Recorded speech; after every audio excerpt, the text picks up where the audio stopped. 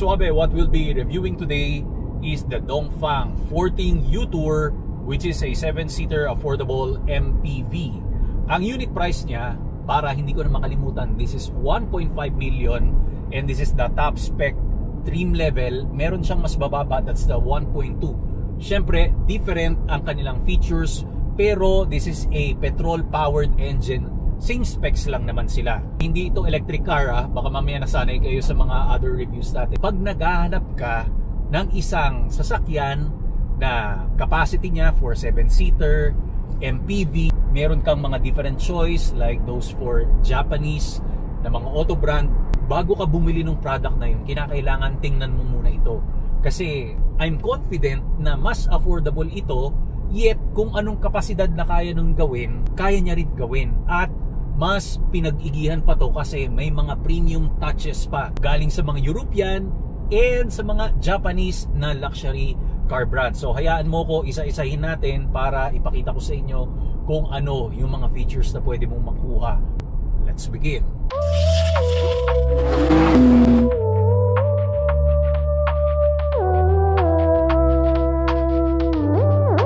Kaswabe, para pag-usapan kagad natin kung ano ang mga swabical features ng ating U-Tour, dito muna tayo sa interior cabin.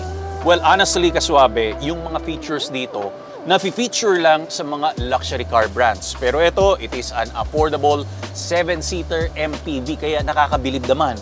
Dito pa lang sa dashboard, sa side panels natin, sa mga seats, nako, ipapaliwanag natin yan isa-isa. What I'm trying to say is, umpisa natin ang dashboard. Usually, ang ina-expect mo rito, mga hard plastic. Pero ito, kukunti lang yung plastic dito. Synthetic leather siya. Tapos syempre, yan yung pinaglalagyan ng ating single setup ng monitor. Mamaya, dadaanan natin yan.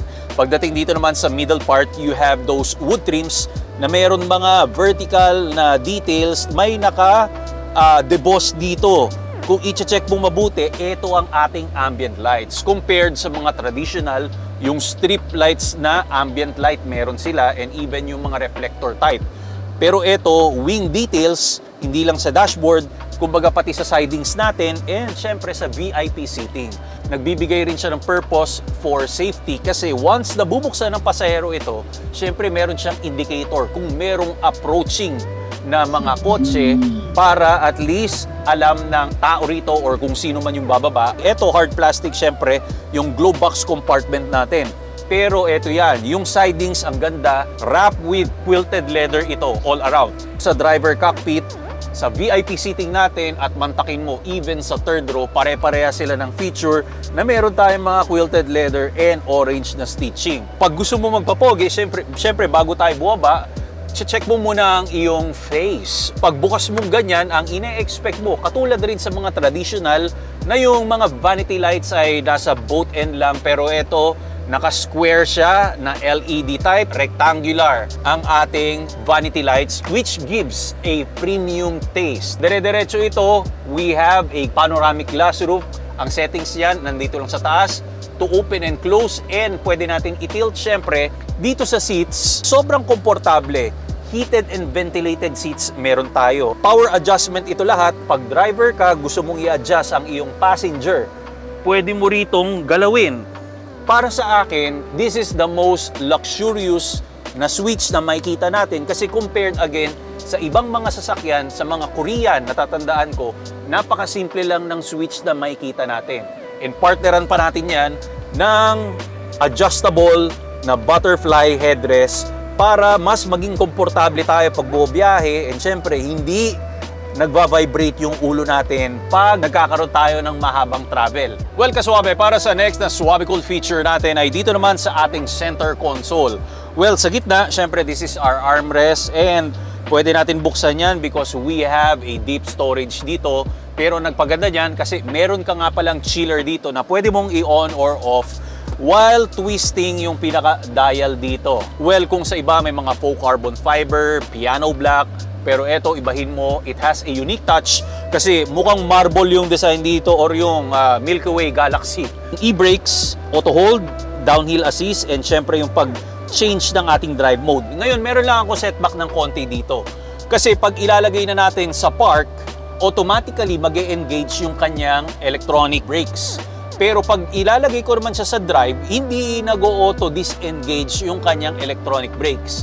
Sana pinag-combine na lang nila yung pattern na gano'n para hindi masyadong nakakalito. Nagtataka kasi ako ito automatic na, pero pag mag-move forward na ako, hindi siya naka-disengage. So minsan nagkakaroon ng confusion lang. Well, nasabi ko lang naman, pagdating nga pala sa mga air vents natin, hindi ito katulad again ng mga traditional na kinakailangan i-move mo pababa tapos left and right, because this is omnidirectional. To open and close lahat ng mga vents natin, meron ka lang circular knob dito na gagalawin para magkaroon ka ng adjustment. Well, katulad dito sa aking Chevrolet Camaro, pero ang difference niya, meron kang physical knob dito for the temperature and yung blower ng ating aircon. Doon naman, once na tinwist mo yung circular knob, yun yung nagbibigay ng strength ng blower hanggang sa mamatay siya. Even the temperature, yun rin yung adjustment. Up next yan kasuabe, we have a 21 inches single setup na monitor which gives again a premium vibes dito sa ating U-Tour na kahit papano, malinaw naman talaga siya, and yun, pwede mong baguhin kung anong team, day and night, responsive naman. Ang maganda dito, even yung camera natin, pag tinurn on mo galing sa ating manibela, of course, dito siya mag-a-appear 2D, 3D, and wheel peak, lalong-lalo na pag naka-set nga pala sa ating infotainment system, naka-enable yung mga side obstacle monitor natin. Ang maganda niyan, once you turn left and turn right, makikita mo ang ating chassis dito para mas maging malinaw sa iyo kung ano yung mga blind spot na nagkukulang sa ibang sasakyan na walang ganong feature. After is the gauge cluster. Ang dali lang intindihin, pero wala lang akong makita ng mga traditional na gauges. Okay? This one, very modern. Speedometer natin is digital. And ayun lang, madali lang naman basahin kasuabe. The steering wheel is flat bottom to give you a more sporty vibes sa pagmamaneho. Pero alam natin, this is an MPV. Pero para sa akin, mas pinaluwag niya yung ating legroom. Tanging hihilingin ko lang dito sa driver cockpit na feature is the Apple CarPlay and Android Auto, kasi syempre nagkakaroon ako ng connection while driving and Bluetooth ko lang na i-connect ang aking phone. Ngayon syempre sa ibang tao kinakailangan nila yan, lalo na pag sa mga Waze para diretso na lang tumitingin. Meron naman ditong phone link, pero hindi lahat ng tao kasi naiintindihan. Kumbaga pwede rin naman mangyari yon, but it is not user friendly. Sana next time magkaroon sila ng update dito sa mga upcoming natin ng mga variants ng U-Tour. Introducing AutoSport. Kasuabe, this one is the world's most innovative mobility scooter that we can get para sa ating lifestyle and sa mga kababayan natin na PWD. Madali lang to. Comes with 2 separate parts na pwede mong gawing trolley at the same time. Installed nga pala doon sa harap ang iyong illuminated LCD display for you to see the performance and enhanced lighting system para sa safety precautions pag nasa road ka or sidewalk na pwede mong ilagay sa sports car or regular car na trunk kasi maliit lang ito and very lightweight. Within seconds, ang dali lang i-assemble. Up to 10 speed ang kanyang taglay and 10 kilometers per hour ang kanyang maximum na pinartneran mo ng shock-absorbing flat-free tires for advanced performance and auto braking system. At hindi lang sa kotse mantakin mo, pati sa tren, pwede. And flight approved ang ating baterya.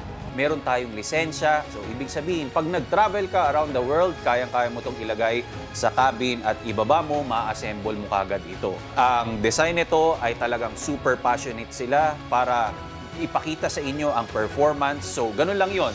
Be active, be free, be yourself by AutoSport. Ang link ay nasa description below para i-check mo na lang kasuabe. Kasuabe, we are here sa VIP row and nakaupo tayo sa captain seat. Pero pag-usapan muna natin ang iyong mga power source. Okay, meron kang 3 power outlet dito, 120 volts. Ngayon, dahil 7-seater ang ating affordable MPV, bawat isa sa kanila, meron silang mga USB port.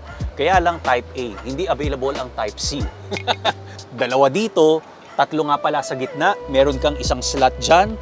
Tapos yung 2, matatagpuan mo rito sa gilid ng upuan. Kasi meron ka rin phone holder or phone mounting na spasyo dito sa gilid. Ayan, kung nakikita natin. Okay, nasa side. Tapos heated and ventilated ang mga upuan. Kaya makikita mo, design Q ng ating captain seat. Ayan, perforated yung style. and maganda yung support niya sa lumbar. Para ipagpatuloy ko sa inyo, meron kang dalawang USB Type A dito sa third row, pero same lang naman yung kanyang orientation. Hindi nga lang pala butterfly headrest. Maraming hooks nga pala ito na pwede mong pagsabitan. Sa B-pillar, meron tag-isa sa front seats natin and dun sa glove box compartment. Ang tanging parang nagkulang lang dito is hinahanap ko yung privacy window shades. Hindi lang siya equipped. Bull-like na door opening handle, maganda ang kanyang material, and you have some piano black ridges dito, and syempre yung mga quilted leather natin dire-diretso. Sa gitna may mga vents ka, yung blower adjustment nakukuha natin dito on, kaya yung climate hindi mo pwedeng i-adjust. Pag mag-work naman tayo, because ang paborito kong posisyon ay nasa kanan, katulad ng sinabi ko doon sa live presentation review ng ating Dongfang, pag mag-work ka, press the aluminum switch, then magsaserve siya ng isang premium table na meron kang cup holder dito sa bandang gilid. So, expensive. Pag, pag inihimas mo, maganda ang pagkakabuild sa kanya. You have the seat pocket, rear pocket, matibay.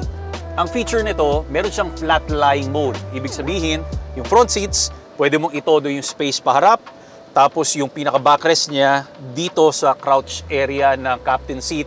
For example, trip mo lang, magmuni-muni ka rito or gusto mong humiga, pwede mong magawa yon dahil mag-extend ang front seats papunta dito sa ating VIP seating. Nagkamali lang ako doon sa live presentation review ko na ang akala ko yung VIP seating nakakonect dito sa third row.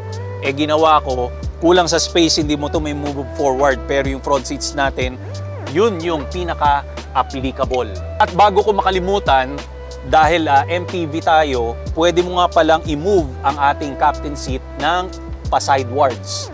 So, pag gusto mong closeness kayo ng pasahero dito sa VIP seat, sa VIP row, yan, pwede nakalapit, or gusto mong more space, dito naman sa gitna, i-move mo naman opposite side. Ngayon, mas nagkaroon ka ng malawak na space dito for entry and exit ng mga nakasakay sa third row seating natin. Kaswabe, pag-usapan naman natin ang kanyang front fascia, and it looks very, very angry. Kung makikita mo, this is an affordable MPV, pero ang itsura niya ala Lexus spindle grille, lalong-lalo na doon sa LX600 na F-Sport. Ang binigay dito, di ba, napaka-brusko na ng itsura niya. Ngayon, meron siyang ripple effect na pa-inwards.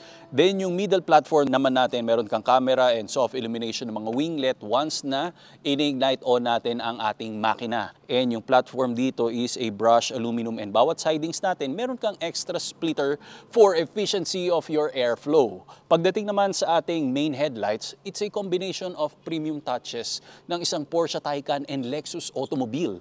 Kasi doon sa kanyang teardrop design, sa Porsche Taycan, blackout yun. Pero ito, ginawa siyang LED DRL, kaya naman pagkasalubong mo ito at nighttime, medyo mapapatanong ka what kind of vehicle is that? Doon naman sa kanyang turn markers, pa-outwards naman yung gapang niya. Ibig sabihin, it is sequential. Pero again, yung definition niya, ala arrow pointed sa mga Lexus na ilaw. So combination of reflector lights and projector bulb type siya. If you will check closely sa kanyang side profile, mukha siyang upscaled na Toyota Innova. Sorry for that Yun lang yung tingin ko magkahugi sila and definition Pero ito, at least affordable. And again, yung mga premium touches ng luxury car brands, nagkaroon itong U-Tour. Umpisa natin sa kanyang front grille, meron kang brushed aluminum dyan na framing, pero hindi mo ba alam na dire-diretso yan hanggang doon sa kanyang D-pillar. Sobrang bihira mo makakita ng ganyang detalye. Tapos meron siyang black diamond crystal detail doon for separation ng kanyang roof liner and yung shoulder line. Ngayon, talking about the wheels, kakaiba rin siya. May mga impressive dito na detalye. Kasi propeller type yan, then meron kang gold trim panels. Ayun meron kang 5 na gold trim panels. Actually, 18K lang naman. Ang sukat ay 215, 55, and R18. Side mirrors, meron kang turn markers, pero may projection ka ng Crouching Tiger na dati-rate nandoon sa kanyang bonnet na emblem. So this one signifies bravery and fearlessness. Ang nagbago rin dito, because this is an MPV, kailangan mas maging user-friendly para sa pamilya, lalong-lalo na yung mga bata na nagmamadali na kinakailangan sumakay kagad, di ba? Lagi naman sila nauuna. Ang dali lang hatakin ng ating mga door opening handles. Kaswabe, moving ahead sa kanyang rear fascia, you have the rear spoiler, shark fin antenna, tiny LED brake lights, And wiper, of course, the Forting U-Tour by DFM, Dongfang Motors. So full LED light bar ang meron dito. And again, tiny LED cluster lights, sequential ang mga turn markers. The exhaust pipe ay nakatago sa pinaka-ilalim. So power assist tailgate, yan, isang pindot lang. Kaya lang ang napansin ko lang rito kaswabe kasi wala siyang general lock mechanism, which is some other automobile may choice kay dalawang button yon. Pero ito para lang i-close ang tailgate. So you have 390 liters of space. Sakto lang, sorry makalat yung bag ko, may umbrella akong dala.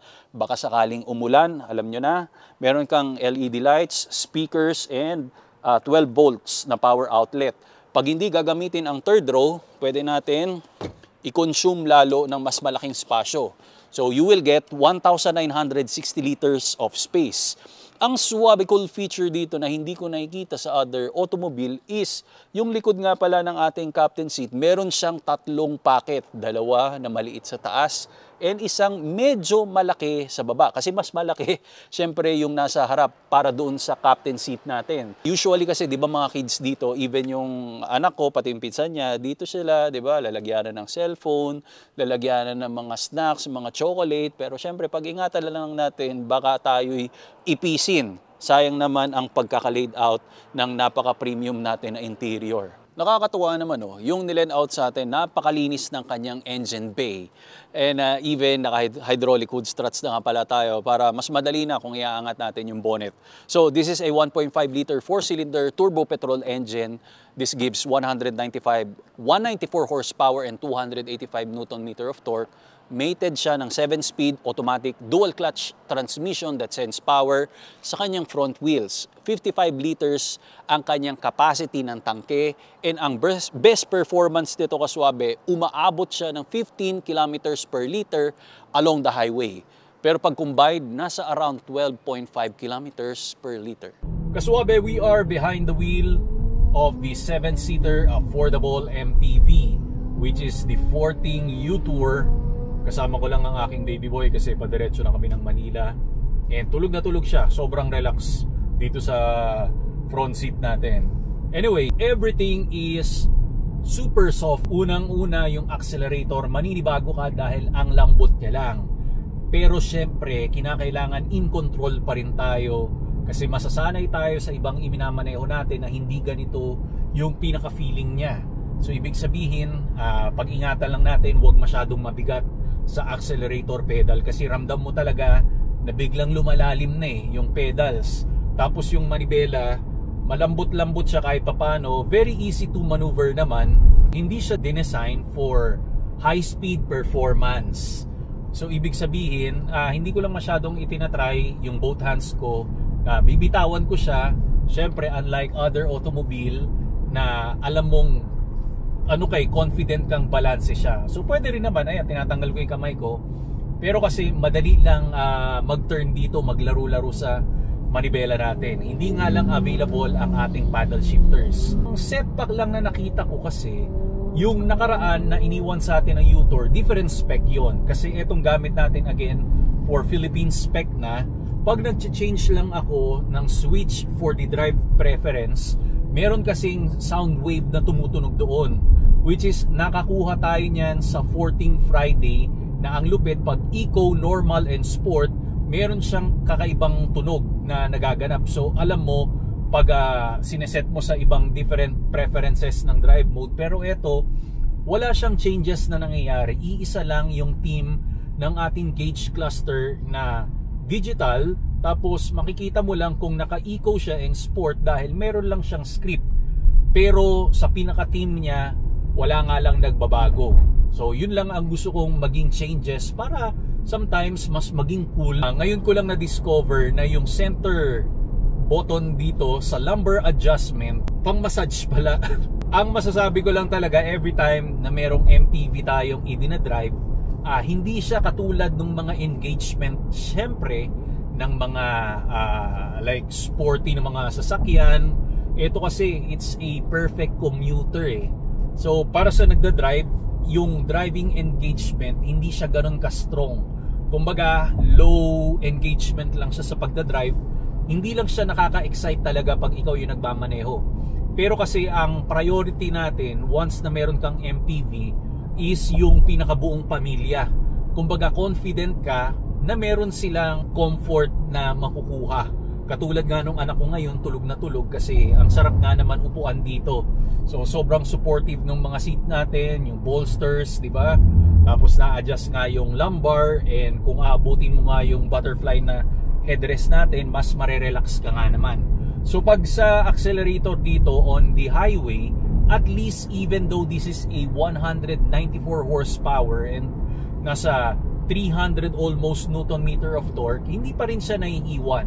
Pag gusto mo pa rin mag-overtake, yan katulad nito, marami ka pa rin naman pwedeng iwanan. Limited nga lang yung power delivery natin, and kahit papano, hindi naman from 0 to 100 while cruising, at least responsive pa rin at ramdam mo na nandun talaga yung pagkakaroon niya ng dual clutch na transmission. Yung rear mirror natin kaswabe, ayan, hindi lang talaga totally 100% yung pinaka visibility because of the butterfly headrest sa VIP natin. So naging narrow yung nakikita natin. So overall, maganda naman yung ride quality natin, and even the outside noise kahit papano tahimik naman.